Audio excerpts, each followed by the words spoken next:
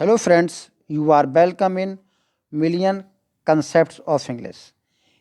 Friends एक बार और इस चैनल को सब्सक्राइब कर लें क्योंकि कॉपीराइट की वजह से इसी नाम का चैनल डिलीट हो गया था। हमने उसी नाम से शुरू किया है। आपकी जो है काफ़ी लोग हमसे जुड़े थे, तो वही लोग दोबारा जुड़ जाएं। आपको सेम वीडियोस उसी कैटेगरी के मिलेंगे। किसी भी क्वेरी के लिए इस फ़ोन नंबर पर बात कर लें जब चाहें। आज हम पढ़ेंगे वो है टीजीटी इंग्लिश प्रैक्टिस सेट 9 और इसमें 60 क्वेश्चंस हैं और 60 क्वेश्चंस सेल्फ मेड है, काफ़ी डीप है, इसलिए आप इनको चाहे तो नोट कर लें कॉपी पर। चलिए शुरू करते हैं। क्वेश्चन नंबर फर्स्ट है। इसमें क्वेश्चन नंबर फर्स्ट में आपकी 5 एलिजीज दी गई हैं और इन 5 एलिजीज में विच of these is not pastoral elegies, वो पहचानिए जो कि आपके पास्टोरल नहीं है। फर्स्ट है स्पेंसर की एस्ट्रोफल जो कि सर फिलिप सिडनी की डेथ पर है। जॉन मिल्टन की लिसिडस जो कि एडवर्ड किंग की डेथ पर है। शैली की एडोनिस जो कि जॉन कीट्स की डेथ पर है। W.H. ऑडन की W.B. ईट्स की डेथ पर है, इन मेमोरी ऑफ W.B. ईट्स। और मैथ्यू आर्नोल्ड की है थैरेसिस, आर्थर ह्यू क्लॉक की डेथ पर है। तो आपको बताना है कौन सी है। तो इसका ऑप्शन है ऑप्शन डी, W.H. ऑडन की in memory of W.B. Yeats pastoral elegy नहीं है। क्वेश्चन नंबर सेकंड है, what saint appear in Lycidas, Lycidas में कौन से सेंट का जिक्र आता है। Saint John, saint Catherine, saint Luke, saint Peter. तो ये हैं आपके सेंट पीटर जिनका जिक्र आता है, जिनको बाद में बात करेंगे। The pilot of Galilean lake in the elegy of Lycidas कौन है, आपको बताना है। तो जो आपके पायलट ऑफ गैलीलियन लेक हैं, आप ढूंढिए स्वयं कवि हैं या लेसिडस है या सेंट पीटर हैं, अपोलो हैं। तो इसलिए मैंने ऊपर नाम नहीं बताना चाह रहा था क्योंकि वो आपके सेंट पीटर हैं, इसलिए ऑप्शन सी आपका ठीक है। क्वेश्चन नंबर, तो ये सेंट पीटर का जिक्र आता है पोइम लाइन 109 में। The voice of the pilot of the Galilean lake generally believe to represent saint Peter serves as a जज। तो ये लेसिडस में जज का काम करते हैं। अगला है question, a character in a drama और novel who serves the protagonist as a trusted friend to whom he or she confesses intimate thoughts, problems and feelings। यानी कि किसी ड्रामा में या नॉवेल में प्रोटोगनिस्ट का एक साइड में फ्रेंड होता है और वो उस फ्रेंड से अपनी फीलिंग्स को, प्रॉब्लम्स को वो शेयर करता है। और आपने फिल्मों में देखा होगा, एक हीरो का एक साथ में मित्र होता है। तो आपको बताना है ये टर्म ड्रामा में कौन सी आई है। चलिए आप सोचिए, मैं बता रहा हूँ कि ड्रामेटिस्ट जो होता है इस टर्म का यूज सॉलिलॉकी को रिप्लेस करने का काम करता है, क्योंकि सॉलिलॉकी में जो उसकी इनर फीलिंग्स होती हैं प्रोटैगनिस्ट की, उसको सॉलिलॉकी के माध्यम से प्रस्तुत किया जाता है उसके करैक्टर को। लेकिन यही फीलिंग्स वो सॉलिलॉकी के रूप में प्रस्तुत नहीं करता, बल्कि अपने मित्र को बताता है। तो उस मित्र की टर्म क्या क्या नाम आता है वो बतानी है। क्लाउन, कॉन्फिडेंट, एंटागोनिस्ट या फेथफुल। तो ये है आपका कॉन्फिडेंट, बहुत फेमस टर्म है ड्रामा की, हिंदी में बोलते हैं जिसको विश्वस्त। Who were the original inhabitant of Britain. तो आप ढूंढिए, मैं बता रहा हूँ। 450 ईस्वी की बात है। एंगल्स, सैक्सन्स और जूट्स, ये तीन जो है जनजातियाँ वहाँ पर आई थीं। तो जो केल्ट्स थे वो वहाँ के ओरिजिनल इनहेबिटेंट थे। ये लाइंस बतानी है किस पोइम से हैं। इयट वंस मोर ओ ये laurels and once more ye myrtles brown with ivy never sere I come to pluck your berries harsh and crude and with forced fingers rude. अर्थ ये है यहाँ पर जो लॉरेल्स है, लॉरेल्स और मार्टल्स, ये मर्टल्स और लॉरेल्स दो सदाबहार इनके एवरग्रीन वृक्ष हैं जो अपोलो देवता के लिए प्रस्तुत किए जाते हैं और ये पोइटिक सिंबल के रूप में प्रयोग होते हैं। तो यहाँ पर कवि कहते हैं येट वंस मोर, एक बार और, ओ ये लॉरेल्स, हे लॉरेल्स, हे मार्टल्स, एक बार और, विद आईबी नेवर सेरे। तो सेरे का अर्थ है यहाँ पर जो कभी भी समाप्त नहीं होते, यानी कि जिनकी चमक कभी नहीं जाती। I come to pluck your berries harsh and crude, मैं तुम्हारी कच्ची बेरियां तोड़ने के लिए आया हूँ। And with force fingers rude, और अपने रूड फिंगर्स से। तो ये लाइंस जो हैं सोच ली होंगी आपने, लेसिडस के ओपनिंग लाइंस हैं, शुरू की लाइन है। इस लाइन में बताया गया है, आपको बताना है कि जिगुमा का अर्थ क्या है। तो जिगुमा फ्रॉम ग्रीक वर्ड्स जिग्नेन है, जिसका अर्थ होता है टू एग्जेजरेट या टू योक और join, to play on words या टू काम डाउन। तो इसका अर्थ होता है टू योक और ज्वाइन, क्योंकि जुगमा का अर्थ भी होता है जोतना, जिसमें एक साथ दो अर्थ निकलते हैं, दो अर्थ जोते जाते हैं। एग्जाम्पल इसका है if I have broken your dish और योर रोमांस। तो देखिए डिश के लिए ब्रोकन आया है और रोमांस के साथ इसको जोड़ दिया गया है। नेक्स्ट क्वेश्चन है who liked themselves to be called sons of Ben. कौन इनमें से अपने आप को बैन जॉनसन के पुत्रों के रूप में पहचान कराने चाहते थे। ऑप्शन है Cavalier poets, metaphysical poet, Puritan poets या न्यू क्लासिकल पोइट्स। तो ये थे आपके कैवलियर पोइट जो अपने आप को सन्स ऑफ बैन कहलवाना पसंद करते थे, जिनमें रॉबर्ट हैरिक मेन थे। What is the meaning of tragic flaw as used in tragedy. तो ट्रेजडी में ट्रेजिक फिला का किस अर्थ में प्रयोग होता है। ऑप्शंस हैं आपका heroic quality in the character of protagonist, या weakness in the character of protagonist, या simplicity in the character of protagonist, या इनमें से कोई भी नहीं। तो बताते चलें कि जो ट्रेजिक फिला होता है वो होता है एक प्रोटैगनिस्ट के कैरेक्टर में एक वीकनेस। तो कैरेक्टर की वीकनेस होती है। तो जैसा कि आप जानते हैं, सॉरी बी ऑप्शन है। तो जैसा कि आप जानते हैं कि आपके हैमलेट में नोबल इनएक्शन था और मैकबेथ में ओवर एम्बिशन, और ओथेलो में जेलिसी टू नोबेल या इंटरनलाइज था, किंग लियर में ईगो था और रोमियो में रेकलेस पैशन इन लव था। ये प्रश्न यहाँ से पूछे जाते हैं, इसलिए मैंने यहाँ पर इसको लिख दिया गया है। इसी ड्रामा से एक टर्म और है पेरिपेसिया। तो you have to tell the meaning of peripeteia. तो क्या है, चेंज इन फॉर्च्यून है, या knowledge of the truth, constancy in the folly, या इनमें से कोई नहीं है। तो देखिए पेरिपेसिया क्या होता है। ट्रेजिक फिला के कारण, अभी हमने ट्रेजिक फिला पढ़ा जो कि करैक्टर में कमी होती है, तो उस करैक्टर की वीकनेस के कारण जो प्रोटोगनिस्ट होता है वो अपने डिसीजन गलत लेता है, और उस गलत डिसीजन की वजह से उसके जीवन में पेरिपेसिया आती है, यानी कि चेंज इन फॉर्च्यून आता है। तो यहाँ पर पेरिपेसिया का अर्थ है चेंज इन फॉर्च्यून। इसी से एक और है टर्म एनाग्नोरेसिस। तो what is the meaning of the term anagnorisis in tragedy. तो क्या अर्थ है इसका।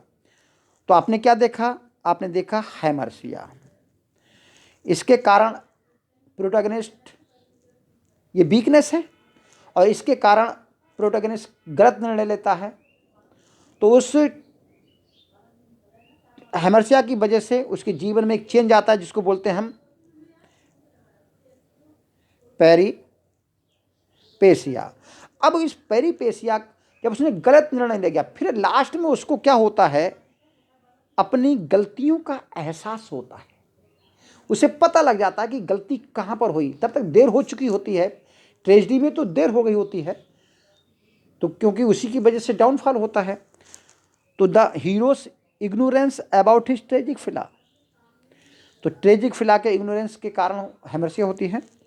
The hero's recognition of his tragic flaw, तो हीरो जो अपनी ट्रेजिक फिला का पहचान करता है वही जो है एनाग्नोसिस होता है, जिसका अर्थ होता है सच्चाई का पता लगना।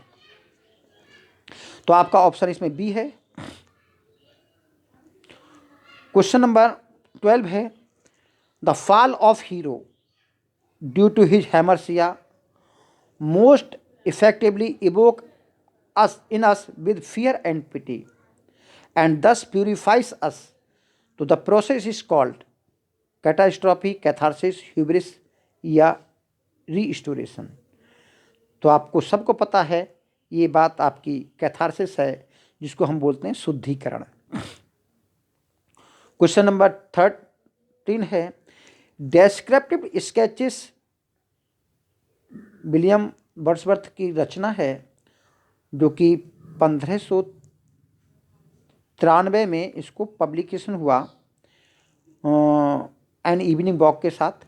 तो आपको किसका टूर डिस्क्राइब करती है, यूरोपियन टूर या टूर ऑफ स्कॉटलैंड या tour of Wales and Rydal Mount या tour of a monastery. Monastery का है, तो इसका ऑप्शन है आपका यूरोपियन टूर, क्योंकि यहाँ पर 1791 और 92 में ये जो एल्प्स माउंटेन रेंज है उसको घूमते हैं, फ्रांस घूमते हैं, और आपके जो लॉयर रिवर है वहाँ पर इस पोइम की रचना करते हैं। तो आपका ऑप्शन ए हो गया। तो एन यूरोपियन टूर है composed according to Wordsworth mostly upon the banks of the Loire in the year 1791-1792। अगला क्वेश्चन है, which of the poem is in the form of letter and address to a lady. तो कौन सी poem जो है poet letter की form में है, टेंटन एबे है, एन इवनिंग वॉक है, या डेस्क्रिप्टिव स्केचेस है, लॉडोमिया है। तो देखिए इस पोइम का नाम है एड्रेस टू ए लेडी, और ये पोइम है आपकी एन इवनिंग वॉक। ठीक है, तो आपका ऑप्शन हो गया बी। और एन इवनिंग वॉक जो है लेटर की फॉर्म में है। An evening walk is an address to a young lady to whom in this poem address. भाई ये यंग लेडी को एड्रेस करके लिखी गई है पोइम एन इवनिंग वॉक। अब आपको बताना है किस लेडी को इन्होंने एड्रेस किया है, डोरिथी को, मैरी हचिंसन को, एनी गॉडविन को, या एंटी बेलन को। तो देखिए ये पोइम भी एज यूजुअल हर पोइम की तरह ही डोरिथी वर्ड्सवर्थ को एड्रेस करके लिखी गई है। The dictionary definition of a word is called, क्या कहलाता है, कैनोटेशन, फिगर ऑफ स्पीच, और डिनोटेशन या एपिथेट। तो देखिए verbs is a word which denotes, तो डिनोट्स का मतलब होता है ओरिजिनल मीनिंग, यानी कि जो मीनिंग होता है डिक्शनरी मीनिंग। तो ये हो गया आपका डिनोटेशन, तो आपका सी ऑप्शन हो गया। और जबकि कैनोटेशन वो जो होता है, कैनोटेशन वो सेकेंडरी मीनिंग होता है, और डिनोटेशन आपका प्राइमरी मीनिंग होता है। तो यहाँ पर डिक्शनरी मीनिंग मतलब प्राइमरी मीनिंग। अगला है, सर फिलिप सिडनी ने एक रचना की apology for poetry in a defence of poetry against the charge brought against it by. तो किसके अगेंस्ट में इन्होंने लिखा, apology for poetry, John Skelton, Stephen Gosson, Roger Ascham या हेनरी हॉवार्ड। तो ये हैं आपके स्टेफन गॉसन, जिनकी रचना थी स्कूल ऑफ एब्यूजेस। तो उसी के जवाब में इन्होंने इसको लिखा था, school of abuses, Stephen Gosson की। लिरिकल बैलेट्स आप जानते हैं कि 1798 में 1798 में पब्लिश होते हैं एसटी कॉलेज और विलियम वर्ड्सवर्थ के द्वारा। तो lyrical ballads better appreciated in America than in England. The first edition of lyrical ballads in America was printed in. तो आपको बताना है कि पहला पब्लिकेशन अमेरिका में लिरिकल बैलेट्स का कब आया। तो देखिए 1798 में इंग्लैंड में पहला आया, 1800 में इंग्लैंड में दूसरा आया। तो लेकिन जो अमेरिका में आया वो आया 1802 में पहला पब्लिकेशन। बहुत इंपॉर्टेंट पॉइंट है, ऑप्शन है आपका बी। ये डेफिनेशन बतानी है विलियम वर्ड्सवर्थ की, इन्होंने कहाँ दी है। Poetry sheds no tears, poetry such as angels weep but natural and human tears. बोले पोइट्री ऐसे आंसू नहीं बहाती जैसे कि एंजल्स के आते हैं। तो जो देवदूत रोते हुए फिल्मों में देखा है हमने भाई, आपने भी देखा होगा, जब देवदूत रोते तो उनकी आंखों के सामने धार बांध कर निकलती है, सामने की ओर आंसू निकलते हैं। लेकिन पोइट्री जो है वो नेचुरल टीयर्स की तरह होती है, ह्यूमन टीयर्स की तरह होती है, जो कि गालों पर लुढ़कते हैं। तो ये कहाँ दिया है इन्होंने definition, preface to the lyrical ballads, या in the prelude, in a letter to ST Coleridge, या इन इमोर्टैलिटी ओड में। तो ये जानते हैं कि पोइट्री की जितनी भी डेफिनेशन दी हैं इन्होंने, वो सब कहाँ दिए हैं, लिरिकल बैलेट्स में। ठीक है, अगला प्रश्न पढ़ते हैं। Which of the following is not the title of Wordsworth poem prelude. कौन सा नहीं है, ग्रोथ ऑफ पोइट्स माइंड,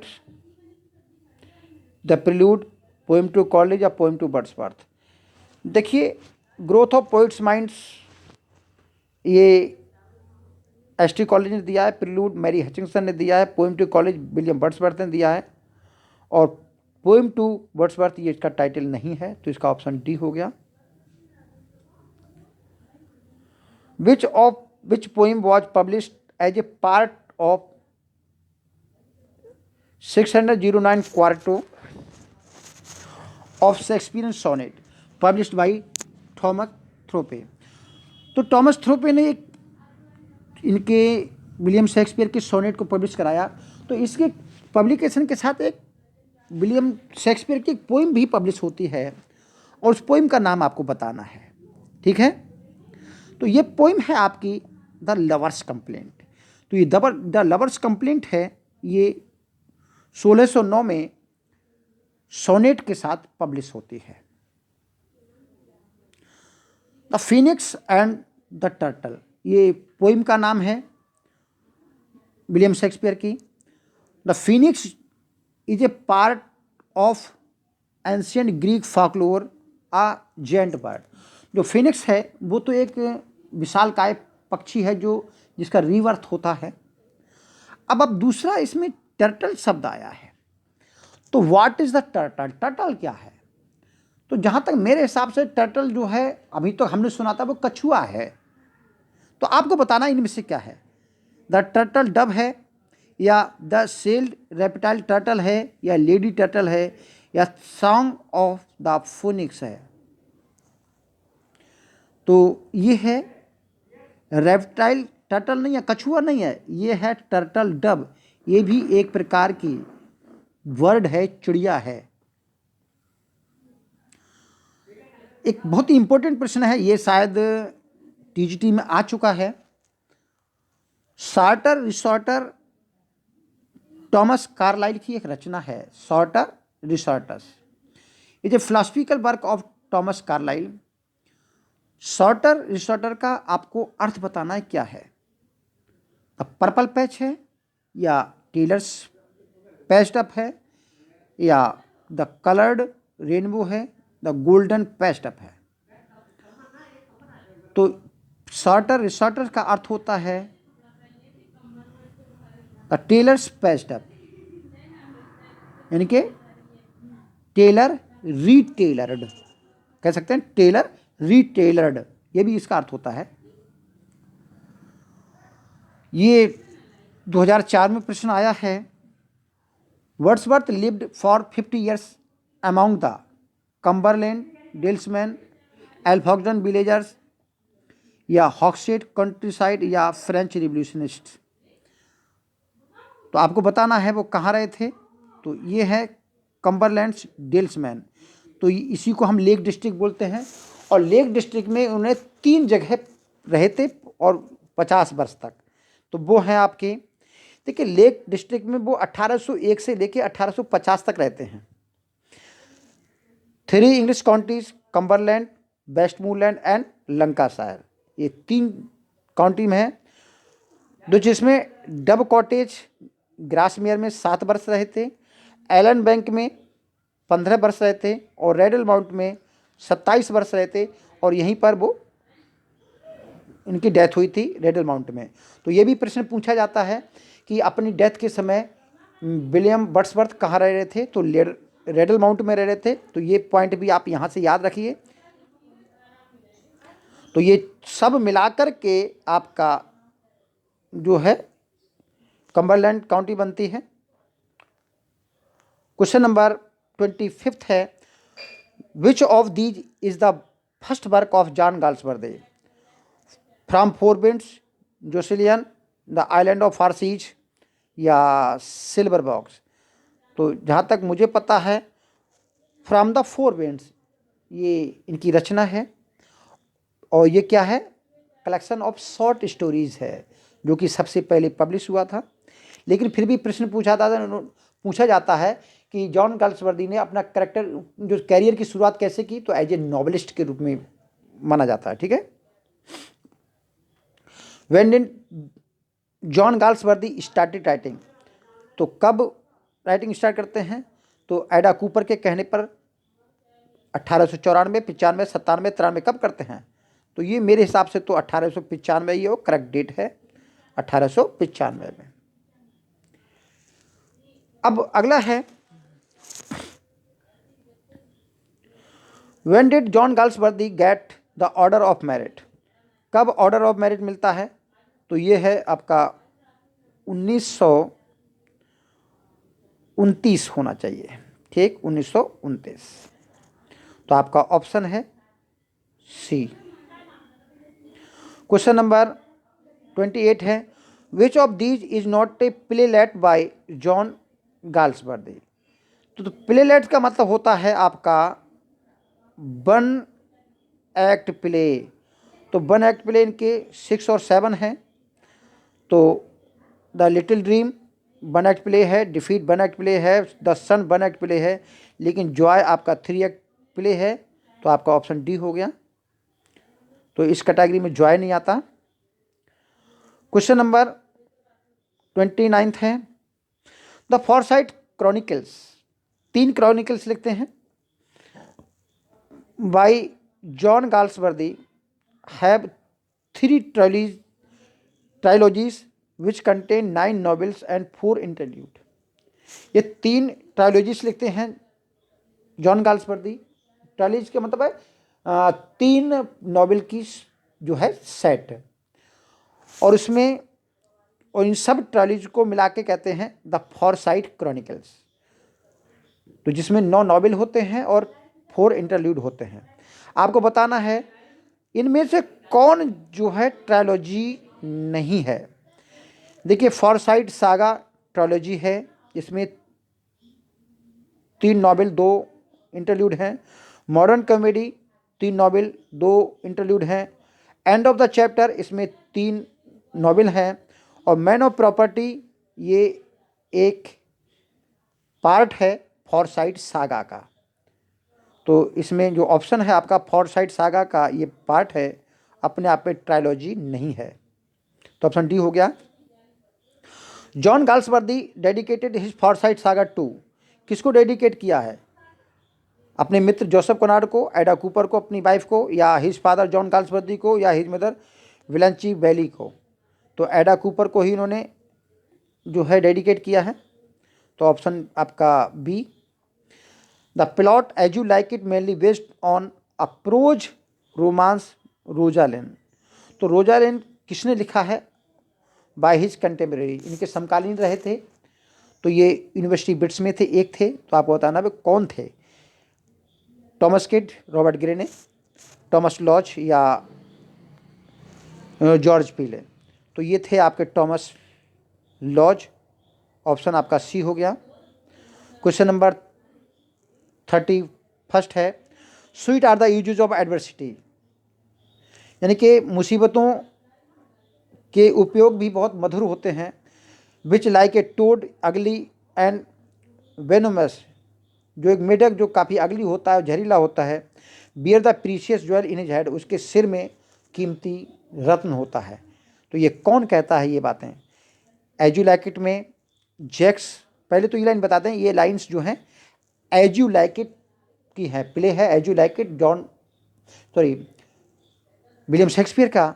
तो उसमें कौन कहता है? जैक्स कहता है, ड्यूक सीनियर कहता है, एमनीज कहते हैं, या touchstone?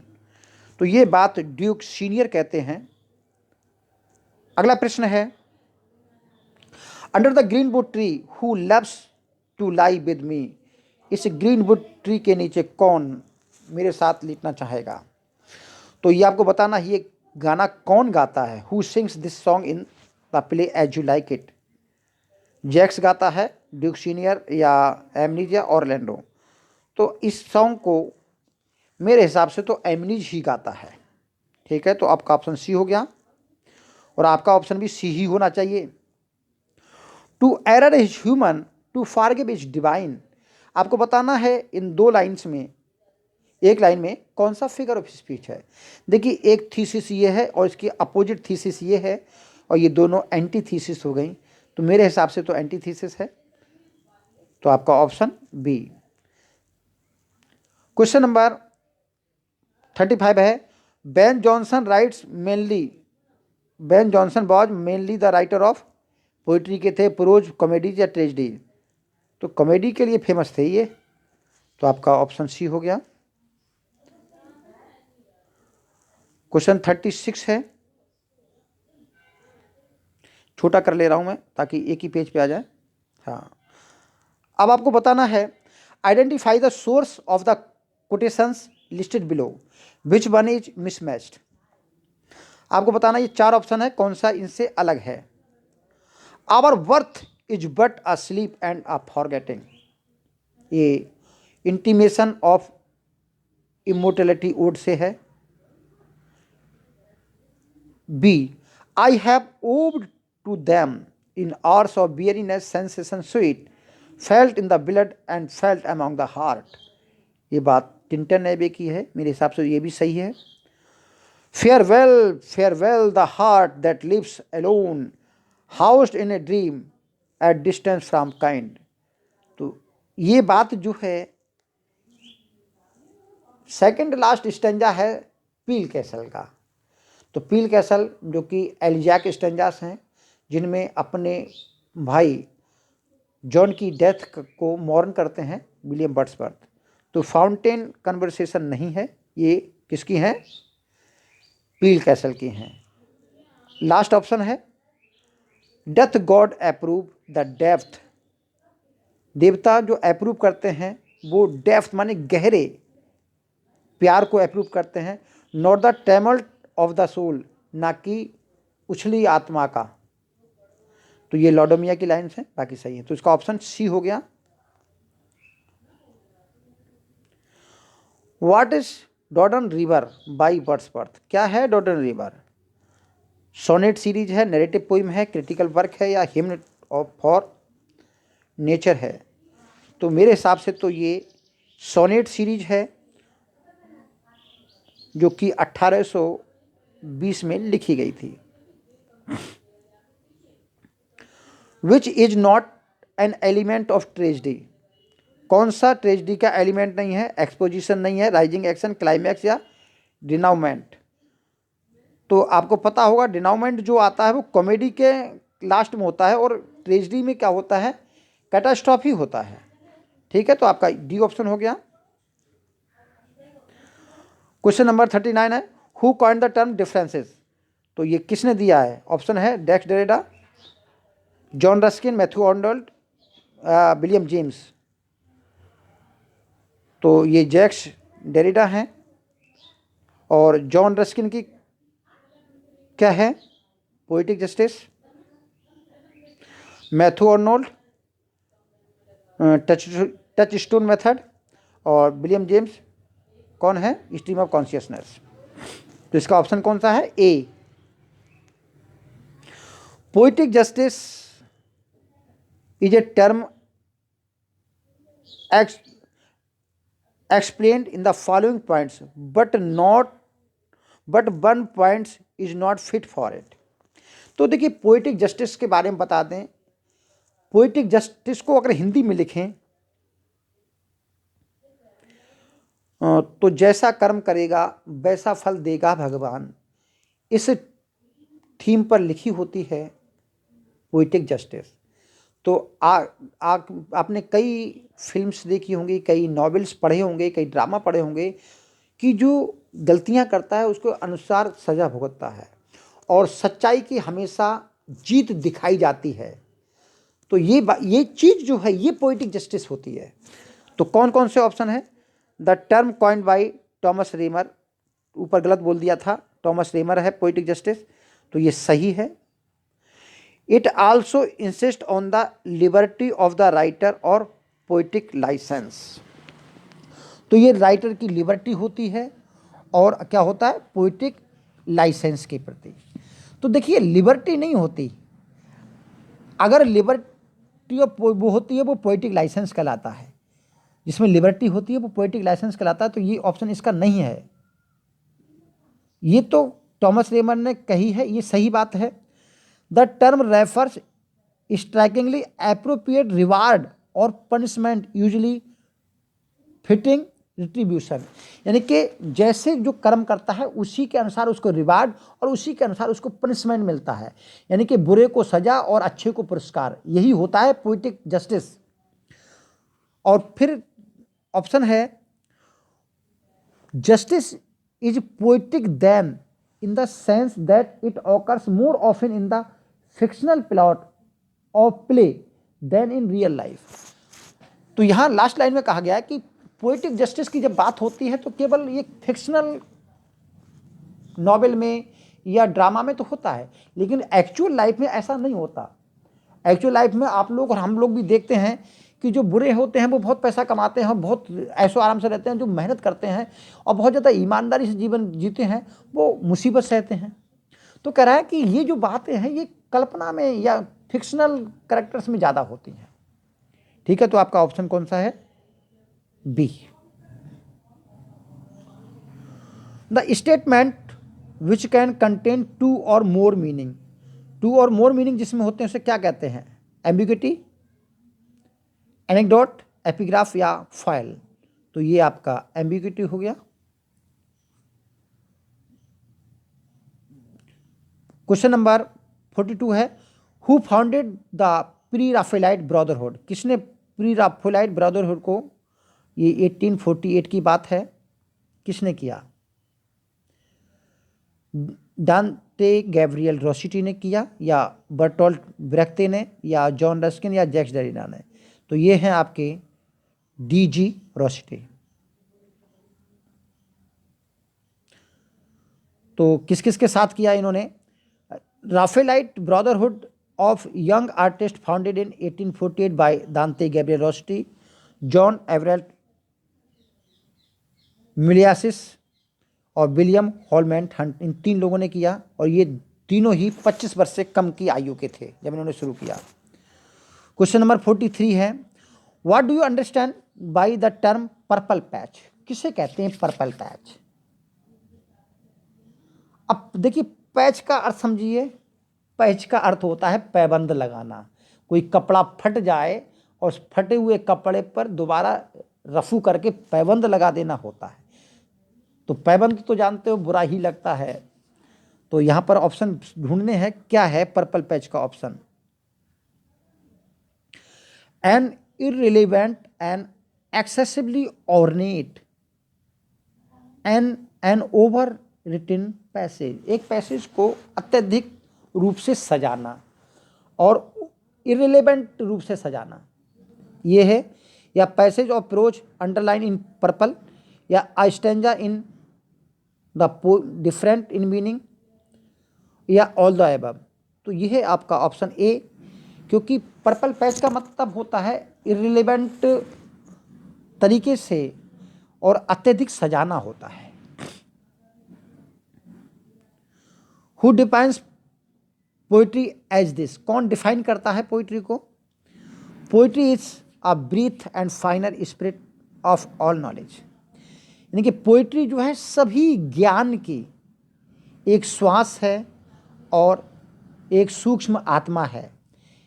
It is impatient expression which is in the contents of all sciences, यह एक इम्पेशेंट एक्सप्रेशन है, यानी कि एक अभिव्यक्ति है जो कि सभी विज्ञान की मुखाकृति में पाई जाती है, यानी सभी विज्ञानों में पाई जाती है। कौन देता है? कीट्स, शैली, वर्ड्सवर्थ या इलियट? तो ये आपके विलियम वर्ड्सवर्थ देते हैं, और ये भी आपका कहाँ देते हैं? प्रीफेस में। Wordsworth writes the preface to the lyrical ballads, तो इन्होंने लिखा है, I have propose to myself to imitate and as far as impossible to adopt of the very language of man and assuredly such personifications do not make any natural or irregular part or regular part of that language। तो आपको बताना है which point is true according to Wordsworth said। Wordsworth ने ये बात कही है, इसका अर्थ आप निकालिए, अपने आप निकालिए। इस अर्थ को निकालने के बाद बताना है आपको इनमें से कौन सा पॉइंट जो है सही है। Wordsworth rejected personification of abstract ideas. Wordsworth proposed to adopt the common language of man, both A and B and none। तो देखिए इनमें दोनों ही पॉइंट ठीक हैं, क्योंकि यहाँ पर कह रहे हैं assuredly such personification do not make any natural or regular part of that language, कि पर्सोनिफिकेशन जो कॉमन लैंग्वेज है उसका रेगुलर पार्ट नहीं है। तो इसलिए इन्होंने एब्स्ट्रैक्ट आइडिया का पर्सोनिफिकेशन रिजेक्ट कर दिया, और दूसरे इन्होंने कॉमन लैंग्वेज को प्रपोज किया। तो दोनों ही बातें सही हैं, तो आपका ऑप्शन सी हो गया। Who taught William Wordsworth the politics of revolution, तो ये 1791 की बात है। ये जाते हैं इंग्लैंड, सॉरी फ्रांस में, तो वहाँ इनकी मुलाकात होती है माइकल डे ब्यूपाय।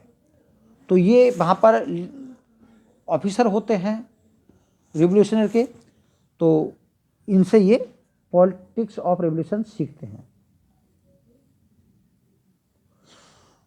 तो where did both friends William Wordsworth और एसटी कॉलेज मीट, कहाँ मिलते हैं?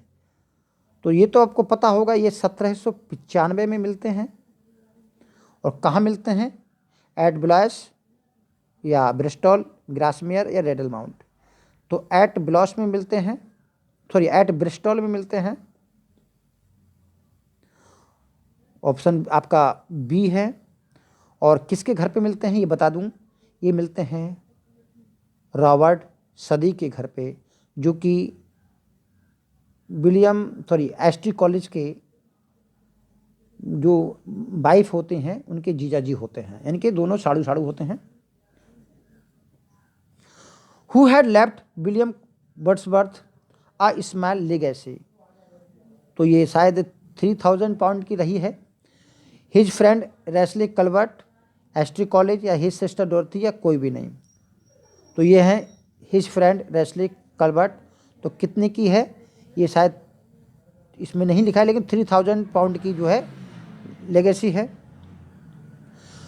When was William Wordsworth appointed stamp distributor for Westmorland, किस सन में? 1813, 14, 1843 या 1842? तो 1813 में ये वेस्टमोरलैंड के डिस्ट्रीब्यूटर हो जाते हैं, stamp distributor. Which of the following works of Milton is not related to church hierarchy and Presbyterian. तो देखिए, चर्च हायरार्की और प्रेस्बाइटेरियन पर ये 5 जो है प्रीलेटिकल, एंटी प्रीलेटिकल प्रोज ट्रैक लिखते हैं। तो इनमें से आपको बताना है कौन सा नहीं है, नॉट रिलेटेड है। ऑफ रिफॉर्मेशन, टेट्राकॉर्डन, ऑफ प्रीलेटिकल एपिस्कोपेसी या एनी मैड वर्जन। चलिए, तो आपका जो टेट्राकॉर्डन है, ऑप्शन बी वाला टेट्राकॉर्डन, तो ये एक डाइवोर्स ट्रैक्ट है। कौन सा है? टेट्राकॉर्डन डाइवोर्स ट्रैक्ट है। आप जानते हैं इन्होंने डाइवोर्स पर 4 ट्रैक्ट्स लिखे थे, उनमें से एक है टेट्राकॉर्डन, ठीक है, और बाकी सब एंटी प्रीलेटिकल प्रोज ट्रैक हैं। ऑफ रिफॉर्मेशन आपको बताना है is a 1641 pamphlet by John Milton. It is in the debut in the public field. What is its full title? तो देखिए 1641 से ये प्रोज ट्रैक लिखना शुरू करते हैं। तो जिसमें जो एंटी प्रीलेटिकल ट्रैक होता है उसमें सबसे पहला आता है ऑफ रिफॉर्मेशन। तो नेचुरल है कि ऑफ रिफॉर्मेशन किसके सुधार की बात कर रही है, तो इन्होंने शिक्षा के सुधार की बात इसमें नहीं की है, इसमें बात की है चर्च के सुधार की। तो ऑप्शन देख लिए, अपने आप क्लियर हो जाएगा। Of reformation touching church discipline in England, यही इसका ऑप्शन है। Of reformation touching university education नहीं है। Of reformation parliamentary discipline in England नहीं है, और यह ऑफ रिफॉर्मेशन नहीं है। तो यह पूरा ऑप्शन, पूरा जो टाइटल है वो इसका ये है। Which of the following is not a descriptive poem of William Shakespeare. 5 poems के नाम लिखे हैं, इसमें एक को हमने डिफरेंट किया है। वीनस एंड एडोनिस इनकी पोइम है। रेप ऑफ लोक्री पोइम है। पिलग्रिम्स प्रोग्रेस पोइम इनकी नहीं है, क्योंकि इनकी पोइम है द पैसिनोट पिलग्रिम, और जो पिलग्रिम्स प्रोग्रेस है वो जॉन बनियन की पोइम है, the pilgrims progress. Phoenix and turtle इनकी पोइम है, और द लवर्स कंप्लेन इनकी पोइम है। तो इनकी पोइम नहीं है, वो है ऑप्शन सी की द पिलग्रिम्स प्रोग्रेस। और पिलग्रिम्स प्रोग्रेस किसकी है? जॉन बनियन की। तो पैशनेट पिलग्रिम इनकी पोइम है, और द पिलग्रिम्स प्रोग्रेस है वो बाय जॉन बनियन की है। क्वेश्चन 53 है, in the play as you like it, it is said that everyone in the forest of Arden becomes happy, yet one person is sad in that pleasant atmosphere. Who is that person? Orlando, Jaques, duke senior या Touchstone. तो ये आपका Jacques हैं, जो हमेशा उदासी के माहौल में रहना चाहते हैं। The pansy at my feet doth the same tale repeat, whither is fled the visionary gleam, where is it now the glory and the dream. मेरे पैर के नीचे छोटा सा पेंसी का फूल है, वो भी सेम टेल को, सेम कहानी को बताता है। Whither is the fled the visionary gleam, वो विजनरी ग्लीम जो सेलिसियल लाइट थी वो कहाँ चली गई। वेयर इज इट नाउ, अब ये कहाँ है। The glory and the dream, सपनों की वो शान और ग्लोरी। तो ये किस पोइम की लाइन है आपको बताना है। टिंटन एबे, टेबल टर्न, इमोर्टलिटी ओड या पील कैसल। तो ऐसी बातें जब सेलिसियल लाइट की बात आती है तो सीधी सादी बात है इमोर्टलिटी ओड की बारे में बात आएगी। तो आपका ऑप्शन सी हो गया, option C. How many times William Wordsworth visited Tintern Abbey throughout his life. अपने पूरे जीवन में विलियम वर्ड्सवर्थ कितने बार टिंटन एबे को घूमने जाते हैं। 2 टाइम्स, 1793 और 1798। तो ये बात तो इन्होंने जो टिंटन एबे पोइम है उसमें ही बताई कि पहली बार 93 में आए थे, फिर 5 वर्ष बाद 98 में आए थे। या 3 टाइम्स जाते हैं 1793, 98 और 41 में, या 4 टाइम जाते हैं 1793, 95, 98 और 1741 में, या कभी नहीं जाते। तो देख, कभी नहीं जाने की बात तो नहीं समझ में आती, क्योंकि 2 बार तो पहले ही बता दे चुके हैं, तो 3 बार जाते हैं। ठीक, और ये डेट्स बिल्कुल सही हैं, आप नोट कर सकते हैं। 2 बार तो टिंटन एबे में बताया गया, और अपनी मृत्यु से 9 वर्ष पहले जाते हैं 1741 में। क्वेश्चन नंबर 56 है, who said this, I considered it dishonourable to be enjoying myself in foreign land while my countrymen were striking blows for freedom. जबकि मेरे देशवासी स्वतंत्रता की लड़ाई लड़ रहे हैं, संघर्ष कर रहे हैं, और मैं दूसरे देशों में आनंद ले रहा हूँ। तो ये बात कौन कहता है? विलियम वर्ड्सवर्थ, जॉन मिल्टन, शैली या गाल्सवर्दी? तो ये बात जॉन मिल्टन कहते हैं, जब वो 3839 और 38 और 39, 1638 और 39 में वो विदेश यात्रा पर होते हैं, फॉरेन टूर पे, तब वो वापस आते हैं, क्योंकि सिविल वार शुरू होने वाला होता है। तो ये आपके कौन है? John Milton.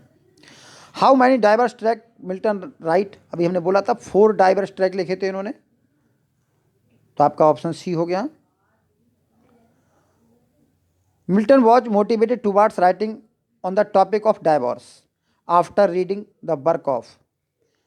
तो देखिए, Martin Bucer, Martin Luther, Joseph Hall या जेम्स असर। तो ये थे आपके मार्टिन बूसर, आपका ऑप्शन ए है। When was the King Charles beheaded? 30 January 1649, 30 January 1649 को इनको बिहेडेड किया जाता है। कहाँ किया जाता है?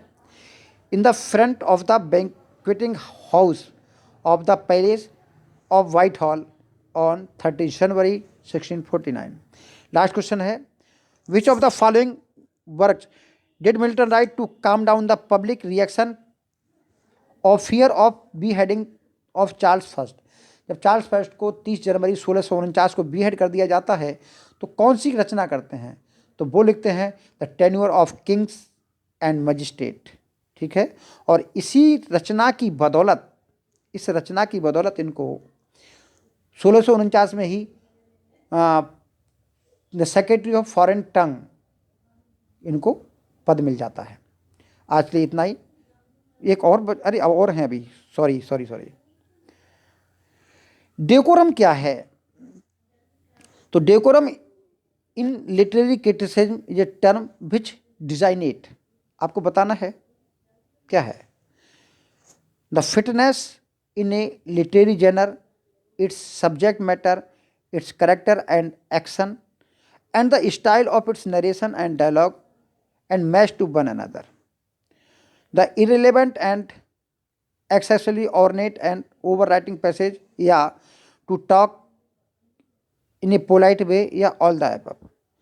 तो देखिए, डेकोरम का मतलब होता है एक उपयुक्त मैटर, जो सिचुएशन के अनुसार, जो मैटर के अनुसार, जो सब्जेक्ट के अनुसार फिट हो। तो इसका ऑप्शन ए हो गया।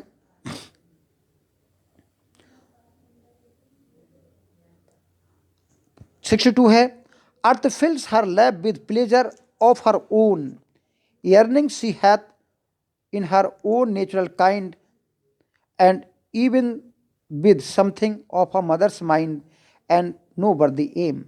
आपको बताना ये लाइन किस पोइम से ली गई है। अर्थ कुछ इस प्रकार है, प्रकृति, अर्थ ये धरती जो है, fills her lap with pleasure of her own, अपने खुद के चहेतों के लिए इसमें आनंद भरती है। यर्निंग सी हैथ इन हर ओन नेचर काइंड, और जो इसकी इच्छा होती है वो उस अनुसार उसको फिलअप करती है। And even with something of a mother's mind, और कुछ ऐसा जो उसकी माँ के दिमाग में होता है। प्रकृति जो माँ है उसके दिमाग में जो चलता है, मस्तिष्क में चलता है, उसके अनुसार वो कार्य करती है। एंड नो अनवर्दी एम, और ये जो प्रकृति का एम है ये कोई अनवर्दी नहीं है। तो ये बात जो है किस पोइम से ली गई है? तो ये आपकी इमोर्टलिटी वुड की लाइन्स हैं। ठीक। Galsworthy's play strife deals with the subject of, किसका सब्जेक्ट है? जस्टिस, वॉर, लेबर डिस्प्यूट या क्लास डिस्टिंक्शंस। तो ये है आपका लेबर डिस्प्यूट, क्योंकि ट्रेनासा टिन जो प्लेट कंपनी होती है उसकी लेबर डिस्प्यूट होता है उसमें।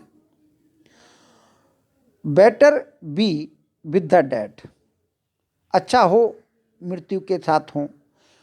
हुम we to gain our peace, जिनके साथ हम अपनी शांति प्राप्त करें। हैव सेंट टू पीस, यानी कि जिनको शांति प्राप्त करनी है उनको शांति के लिए भेज दिया गया है। Then on the torture of mind to lie in restless ecstasy, बोले इस मन में जो टॉर्चर हो रहा है उससे तो उनके साथ बचा जा सकता है। तो ये लाइन मेरे हिसाब से तो मैकबेथ कहता है लेडी मैकबेथ से, तो इसी लाइन जो है मैकबेथ की है। अब तो लास्ट होना चाहिए, चलो पढ़ लेते हैं। Why do people suspect Malcolm and Donald of being behind Duncan's murder, तो क्यों कहते हैं? क्योंकि ये दोनों भाग जाते हैं। तो lady Macbeth smears blood on them, क्योंकि लेडी मैकबेथ उनके चेहरे पर या उन पर रक्त लगा देती है। या lady Macbeth hides the bloody daggers in their belongings, या जो खून भरा खंजर होता है उनकी वस्तुओं में छिपा देती है। या they often fought with their father, या वे अक्सर अपने पिता से झगड़ते रहते थे। या they are running away to make them look guilty, या उनका भाग जाना उनको अपराधी ठहराता है। तो नेचर की भाग जाते थे, तो भाग गए थे, इसके कारण उनको अपराधी ठहरा दिया गया। अब ये भी पढ़ देते हैं, चलो। Beauty provoketh thieves sooner than gold, सुंदरता जो है सोने से ज़्यादा चोरों को आकर्षित करती है। तो these lines have been taken from the play, किस प्ले से ली गई हैं? Twelfth night, as you like it, midsummer night's dream या all's bad the ends well. तो ये बात एज यू लाइक इट से ली गई हैं। देखिए रोजालिन और उसकी बहन जो सिलिया होती है जंगल को जाना चाहती हैं, भाग जाना चाहती हैं, तो वो अपने चेहरे पर राख मल लेती हैं और रोजालिन गैनीमेड का रूप धारण कर लेती है। तो कहती है कि अपने चेहरे पर राख मल लो, क्योंकि सुंदरता जो है चोरों को सोने से ज़्यादा आकर्षित करती है। ठीक। In the play as you like It, it is said that, ये तो हो गया। चलिए आज के लिए इतना ही। Thank you, all the best.